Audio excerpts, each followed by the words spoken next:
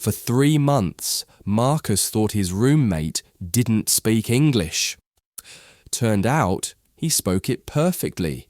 He just didn't want Marcus to know what he was really doing in that locked bedroom. This is the story of Daniel, the roommate who was too quiet, and the night Marcus discovered why. Marcus was 24, fresh out of university, working his first proper job as a junior accountant in Manchester. The flat was perfect. 2 bedrooms, walking distance to work, £750 a month. He could almost afford it. Almost. So he did what everyone does, posted on Spare Room. Daniel messaged within an hour. "Hi, I'm Daniel, 29, software engineer, work from home, very quiet, no parties, can move in immediately."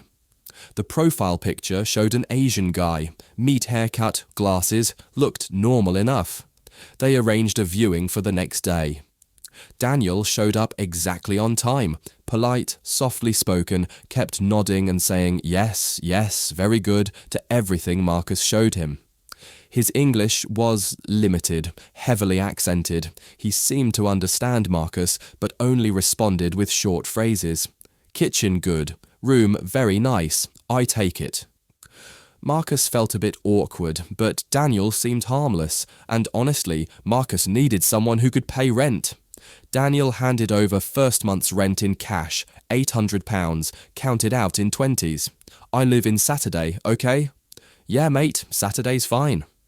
Saturday came. Daniel arrived with 2 large suitcases and 3 cardboard boxes. That was it.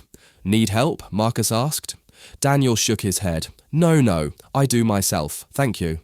He took everything to his room, closed the door, and that was that.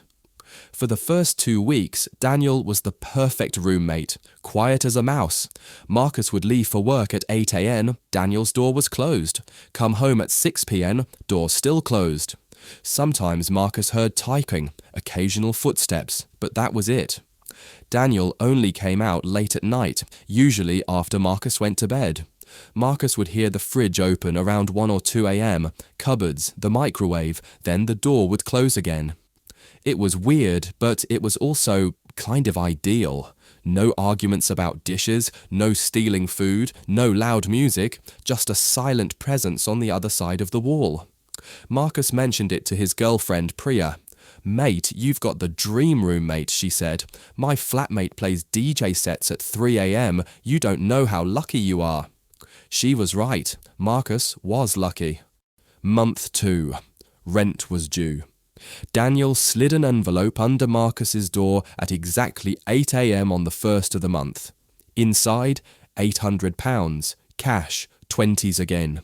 No note, no message, just the money. Marcus knocked on Daniel's door around lunchtime. No answer.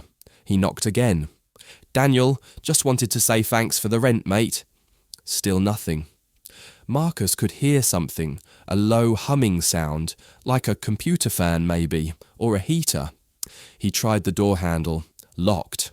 Weird, but whatever. Rent was paid. Daniel wasn't causing problems. Marcus let it go. Then things got slightly stranger. Week 7. Marcus came home early from work, felt ill, stomach bug. He opened the front door and immediately heard Daniel's door close, fast, like he'd been listening for Marcus's arrival. "Daniel, you home?" No answer. Marcus went to the kitchen, made himself some tea, and that's when he noticed it. 3 takeaway boxes on the counter, all from the same Chinese restaurant, all half-eaten, all dated today. Daniel had ordered 3 meals, for lunch, for himself. Okay, weird, but maybe he was really hungry, or maybe he was meal prepping. Marcus didn't think too much of it. Week 9. Marcus woke up at 3 a.m. to use the bathroom. As he walked past Daniel's room, he heard voices. Not just typing, voices. Multiple voices, speaking in Mandarin? Marcus wasn't sure, but definitely not English. And Daniel was responding, fluently, quickly, confidently. Marcus stood outside the door for a moment, listening. Daniel sounded completely different, animated, laughing even. Then Marcus heard something that made his blood run cold. Daniel said something in Mandarin. Then he said a name. Marcus. Clear as day. His name, in the middle of a conversation. Marcus backed away from the door, went to the bathroom, got back to his room, but he couldn't sleep. Why was Daniel talking about him? To who? At 3 a.m.? The next morning, Marcus did something he wasn't proud of.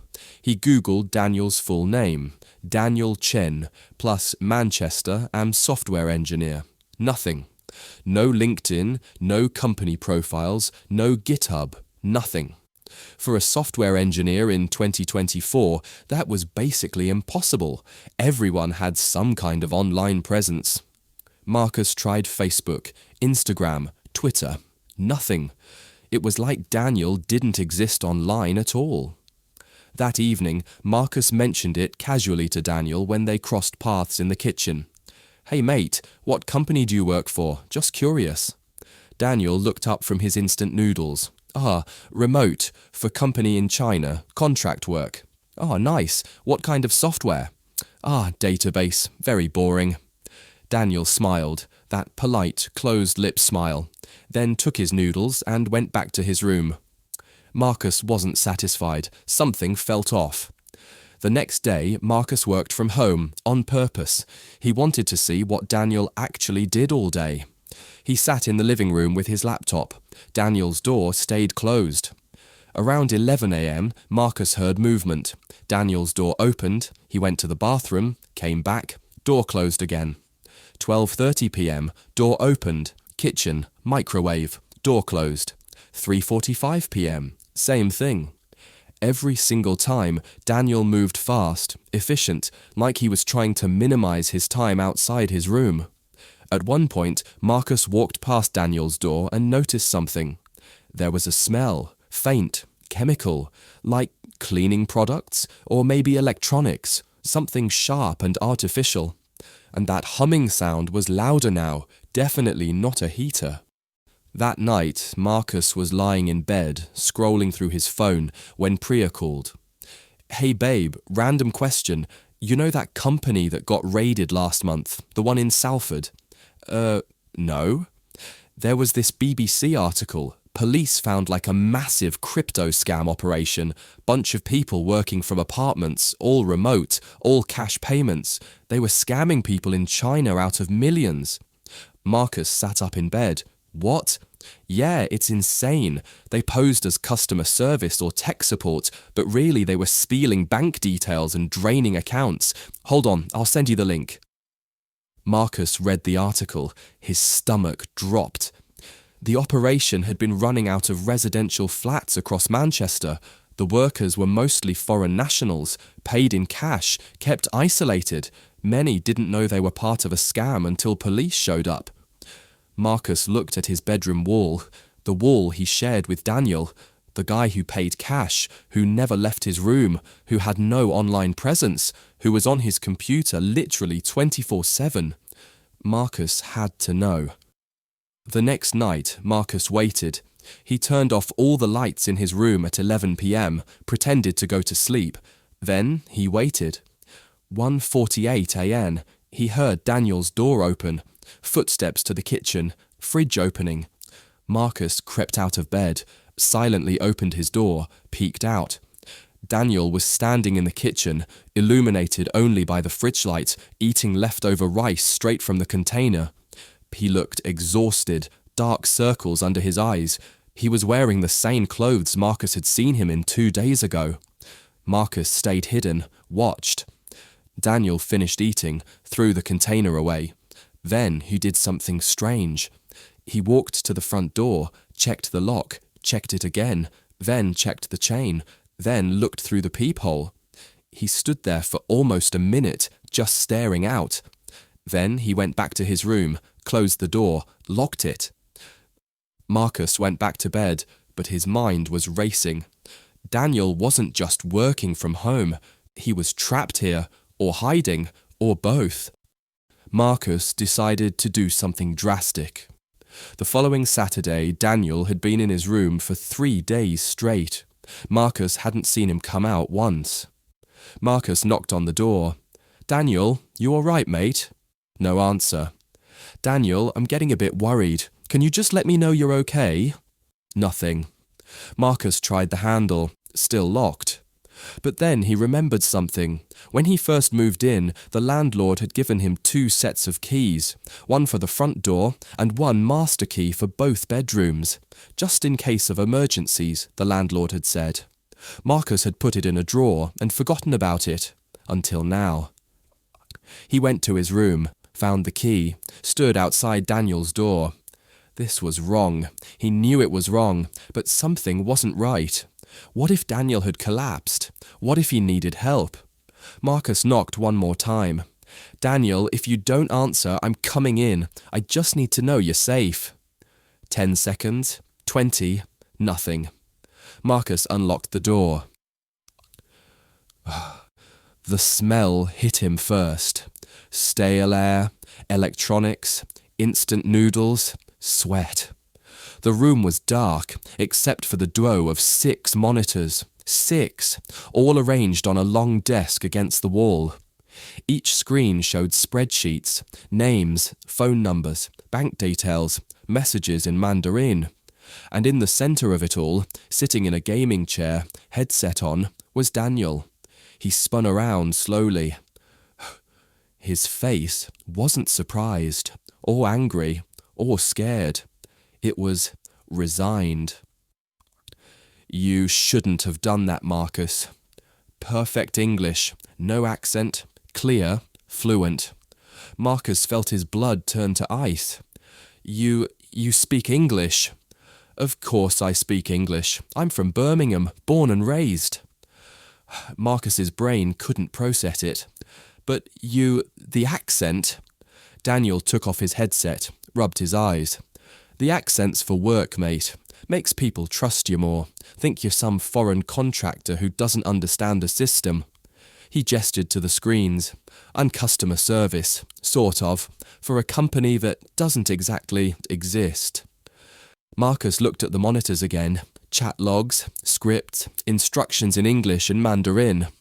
"You're scamming people." Daniel sighed. "I'm not scamming anyone, Marcus. I'm just doing what I'm told. I answer calls, follow the script, transfer them to the supervisor. That's it." "Who do you work for?" "Does it matter?" "Yes, it fucking matters."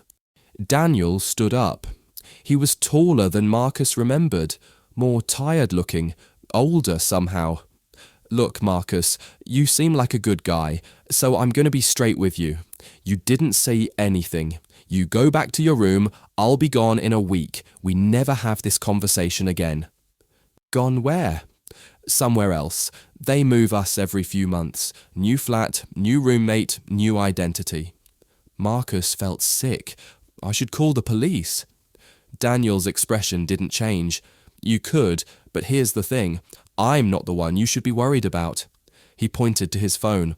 "I send a message every 6 hours. Check in.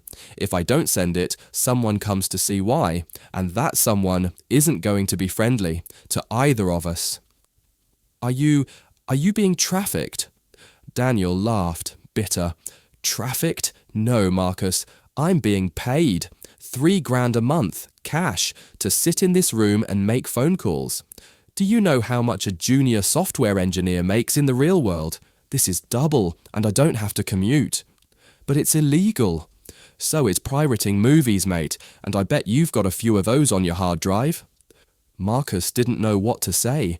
Daniel sat back down, put his headset on. "1 week, Marcus, then I'm gone, and you forget you ever met me." Marcus stood there for a moment, then backed out of the room, closed the door. His hands were shaking. For the next 6 days, Marcus barely slept. He didn't tell Priya, didn't tell his parents, didn't call the police. He just waited. Daniel stayed in his room, silent as ever, like the conversation had never happened. On day 7, Marcus came home from work to find Daniel's door open. The room was empty, completely empty. No desk, no monitors, no bed, nothing. It was like Daniel had never been there at all. On the kitchen counter, there was an envelope. Marcus opened it. Inside was £2,000 in cash and a note. Sorry for the inconvenience. Rent for next month. Find a better roommate. D. Marcus reported it to the landlord, said Daniel had moved out suddenly, family emergency. The landlord shrugged. Did he pay his rent? Yeah. Then no problem. Marcus never saw Daniel again, never found out his real name, never knew if the police caught up with him. But sometimes, late at night, Marcus still hears it, that low humming sound, the sound of 6 monitors running in the dark. And he wonders how many other Daniels are out there, right now, living in flats across the city, silent, invisible, working. Marcus still lives in that flat. He got a new roommate, a guy named Tom, works in sales, loud, messy, leaves dishes everywhere. But Marcus prefers it that way now, because at least he knows Tom is real. After Daniel left, Marcus did some digging, looked into the cash the scam operations. They're everywhere. Manchester, London, Birmingham, Bristol. Organised crime groups recruit people, usually young, usually desperate, promise them easy money, stick them in flats with fake identities, make them work. Some people know exactly what they're doing, some don't. Daniel, Marcus still isn't sure which category he fell into. But here's the thing that keeps Marcus up at night. Daniel said he sent a check-in message every 6 hours to prove he was still working. Marcus did the math. If Daniel worked 18-hour days, 6 days a week for 3 months, he would have made about £9,000. The police article said the operation stole over £4 million. Daniel wasn't the villain. He was just a cog in the machine. And somewhere, right now, that machine is still running. If you've got a roommate story that kept you up at night, I want to hear it. Links in the description. Next week's episode is about Charlotte, the roommate who pretended to be a doctor until one of her patients showed up at the flat. Make sure you subscribe because these stories only get stranger from here. And if you've got a roommate right now, maybe check what's behind their locked door, just in case.